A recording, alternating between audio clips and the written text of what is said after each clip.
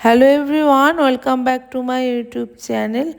তো আজকে আমি যে আইব্রো থ্রেডিং করব এজেড স্কিনের ওপরে, তো আপনারা দেখতেই পাচ্ছেন ওনার আইব্রোর মাঝে গ্যাপিং হয়ে গেছে। আর গ্যাপিংটা হয়েছে এই কারণে, যেহেতু বয়সটা বেড়ে গেছে তো স্কিনে হেয়ারগুলো পড়ে যাচ্ছে, আইব্রোর হেয়ারগুলো, আর স্কিনটা লুজ হয়ে যাওয়ার জন্য আইব্রোর শেপটাও নষ্ট হয়ে গেছে। সো এই আইব্রো, এজেড স্কিনের আইব্রোটা কিভাবে স্ট্রেচ করে করা যায় সেটাই আজকে আমি দেখাবো। তো এজেড স্কিনের আইব্রোর একটা প্রবলেম হয় কি, যেহেতু স্কিনটা ঝুলে যায়, তো থ্রেডের মধ্যে ঠিক করে স্কিনটাকে গ্রিপে আনা যায় না। এর জন্য আইব্রোকে খুব ওপরে এবং নিচে খুব ভালো করে স্ট্রেচ করে ধরতে হয়। আর খুব ভালো স্ট্রেচ না করলে পরে থ্রেডিংয়ে টান পড়তে পারে এবং কি স্কিন কাট হয়ে যেতে পারে। তাই জন্য এই এজেড স্কিনের আইব্রো, বিশেষ করে যাদের স্কিন লুজ হয়ে গেছে এবং কি এদের রিঙ্কেলও পড়ে যায়, এই জন্য এদের স্কিনটাকে ভালো করে স্ট্রেচ করে নিতে হয়। এবার যদি কোনো রকম হাত লুজ হয়ে যায় তো স্কিন কাট হয়ে যাবে। তাই জন্য এজেডরা যেহেতু নিজেরা ধরতে পারে না, যেই এজেডরা নিজেরা ধরতে পারবে না তাদের অন্য কারোর হেল্প দেওয়া উচিত, আর যারা পারবে তাদের ঠিক করে ধরতে বলা হবে।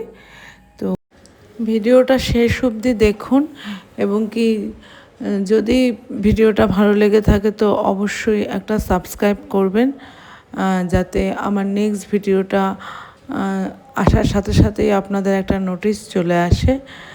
তো চলুন ভিডিওটা দেখতে থাকুন।